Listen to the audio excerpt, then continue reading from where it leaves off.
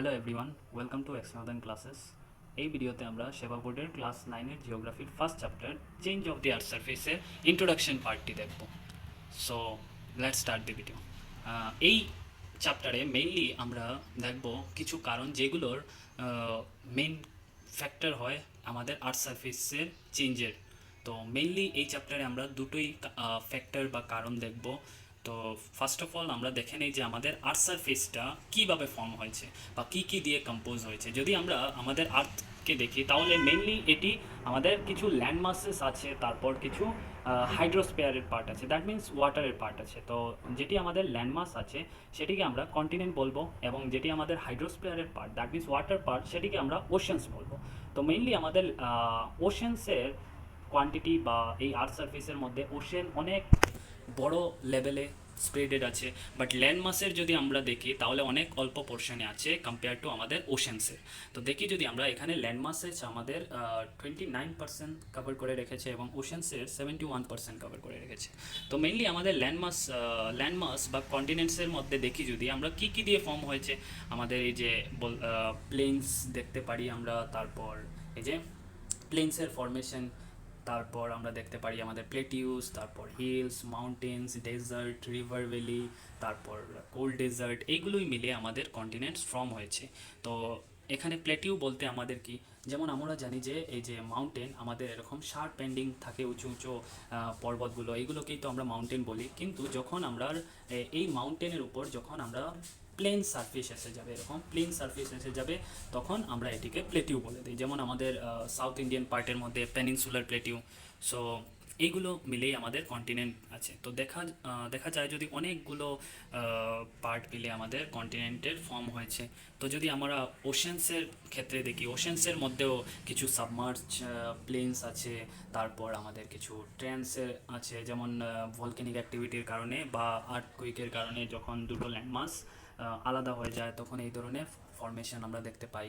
ওকে, তো এইগুলো যে চেঞ্জ হচ্ছে বা এইগুলো ডিফারেন্ট ডিফারেন্ট শেপের যে আকার নিচ্ছে, তো এইগুলো মেইনলি কী কারণে বা এটির পিছনে কী রিজন বা কী ফোর্স অ্যাক্ট করছে, এইগুলোই মেইনলি আমরা এই চ্যাপ্টারে দেখব। তো আমরা যদি দেখতে পারি তাহলে আমাদের এখানে মেইনলি দুটোই ফ্যাক্টর বা দুটোই কারণ আমাদের এই যে আর্থ সারফেসের চেঞ্জের, একটি হলো এক্সোজেনিক এবং একটি হলো এন্ডোজেনিক। তো আমরা যদি দুটোকে বুঝতে পারি তাহলে আমরা এটির রুট ওয়ার্ড থেকেই আমরা অনেক কিছু বুঝে যেতে পারি।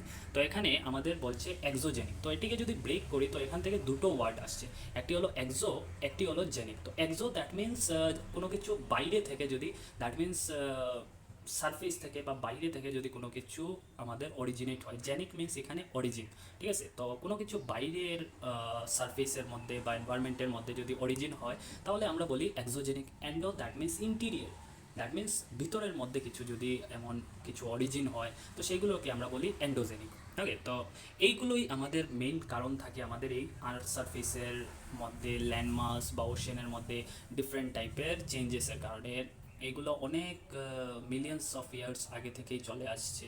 যেমন আমাদের হিমালয়ান মাউন্টেনের ফরমেশন, এগুলোকে নিউ মাউন্টেনও বলা হয়। যেমন ডিফারেন্ট টাইপের ডেজার্ট, থর ডেজার্ট বলি, সারা ডেজার্ট বলি, এবং আমাদের ডিফারেন্ট টাইপের প্লেটিউস, আইল্যান্ডস, ডিফারেন্ট টাইপের এই যে ফরমেশন, এইগুলো আমাদের এই এন্ডোজেনিক বা এক্সোজেনিক ফ্যাক্টরের কারণে।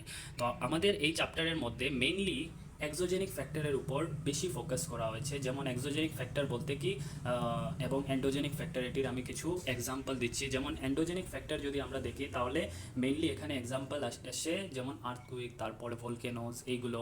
তারপর যদি আমরা এক্সোজেনিকের দেখি যেমন রিভার, উইন্ড, গ্লেশিয়ার, এইগুলোর কারণে যেগুলো চেঞ্জেস আসে সেইগুলো আমরা এক্সোজেনিক ফ্যাক্টরের আন্ডারে পড়ি, ঠিক আছে।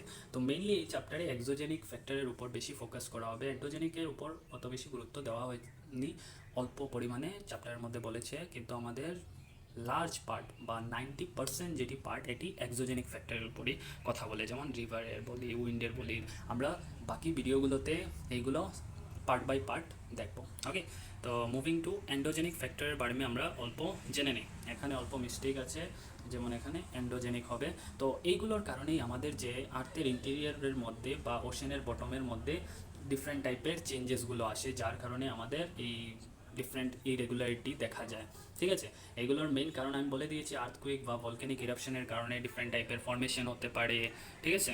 তো যেমন এই আর্থকুইকটা কেন আসে যদি আমরা অল্প আমাদের আর্থের ইন্টেরিয়র পার্টটা অল্প বোঝার চেষ্টা করি। যেমন আমরা জানি যে আমাদের আর্থের আপার মোস্ট পার্টকে আমরা ক্রাস্ট বলি, তারপর মিডল পার্টকে আমরা ম্যান্টেল বলি, দেন ইনার পার্টকে কোর বলি। ঠিক আছে, মোস্ট অফ দি আমাদের আর্থের যেটা আপার মোস্ট পার্ট সেটা ক্রাস্ট দিয়ে ফর্মেশন আছে।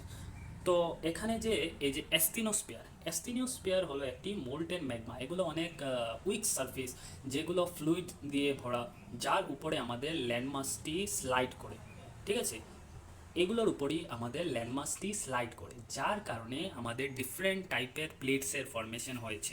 এই যে আমাদের আর্থের মধ্যে আমরা দেখতে পারি অনেকগুলো প্লেটের ফর্মেশন আছে, যেমন আমাদের 60টি মেজর, যদি বলি 60টি মেজর আমাদের প্লেট টেকটনিক আছে, তারপর 5টি মাইনর। তো মেইনলি এগুলোর কথা চ্যাপ্টারের মধ্যে বলেনি, বাট আমি অল্প বলে দিচ্ছি, আমাদের জানা থাকলে ভালো।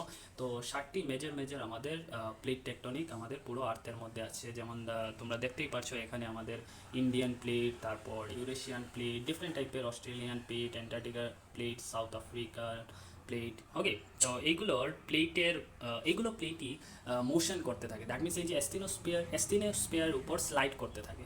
তো যখন এগুলো একটি আরেকটি ধাক্কা খায় বা একটি আরেকটির থেকে দূরে যায় বা ঘর্ষণ করে, তখনই আমাদের আর্থকুইকের বা ডিফারেন্ট টাইপের ফর্মেশন, যেমন মাউন্টেনের ফর্মেশন বা দুটো ল্যান্ডমাস যখন আলাদা হয়ে অনেক বড় বড় ট্রান্সের ফর্মেশন হয়। তো এইগুলো এই প্লেট টেকটনিকের মুভমেন্টের কারণেই আমরা অবজার্ভ করতে পারি। ঠিক আছে, তো এই যে ভলকেনোর কারণে ডিফারেন্ট মাউন্টেনের ফর্মেশন হয়, যেগুলো ভলকেনিক অ্যাক্টিভিটি আমাদের ওয়ার্ল্ডের ডিফারেন্ট পার্টের মধ্যে আমরা দেখতে পারি। যেমন আমাদের আন্দামান নিকোবরের আইল্যান্ডসের মধ্যেও অনেকগুলো অ্যাক্টিভ ভলকেনো পাওয়া যায়। ওকে, তো এইগুলোর কারণে অনেক আমাদের ল্যান্ডমাসের ফর্মেশন হতে পারে।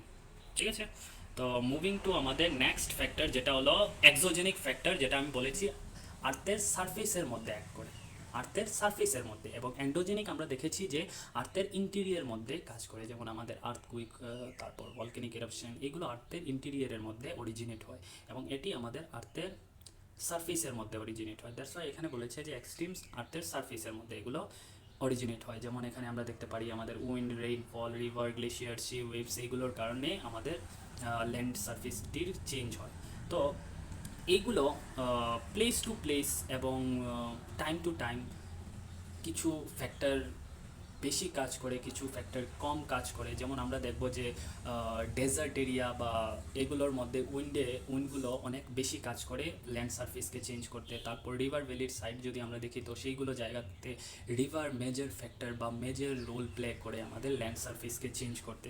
তো ওভার দি রিজন এইগুলো ভেরি করে, different factor main role play করে। তো আমরা যদি দেখি আমাদের 2 মিলিয়ন ইয়ার্স এগো, তো তখন আমাদের কি ছিল, আইসিস ছিল।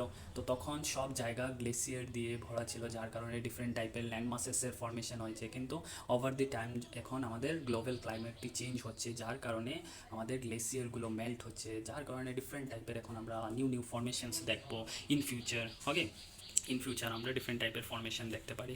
যেমন আমাদের উইন্ডের কারণে এই যে একটি স্ট্রাকচার দেখছো, স্যান্ড ডিউনের স্ট্রাকচার, এটিও আমাদের উইন্ডের ওয়ার্ক। ওকে, দেন এই যে আমাদের রিভারের কারণে এই যে বড় বড় পাথরগুলো ব্রেকডাউন হয়ে ছোটো ছোটো পাথরের মধ্যে ফর্মেশন হয়। তো এগুলো মেইনলি আমাদের রিভার। তো এগুলো স্পেসিফিক এরিয়ার মধ্যে কিছু কিছু আমাদের প্রসেস ডমিনেন্টই থাকে। ওকে, ওভার দি টাইম এগুলো ডিফারেন্ট ল্যান্ডফর্মের ফর্মেশন করে। যেমন আমাদের ডেল্টাজের ফর্মেশন করে, আমাদের যে ওয়েস্ট বেঙ্গলের সাইডে সুন্দরবন ডেল্টা, তো এটি কার, এটি আমাদের এই যে গঙ্গা রিভার, এটিরই ফর্মেশন। ওকে, তারপর এই যে পিকচারটি দেখছো, এটি আমাদের ফ্রান্সের একটি জায়গাতে আমাদের এই যে সি ওয়েভস আছে, এইগুলোর কারণে এই ধরনের ফর্মেশন হয়।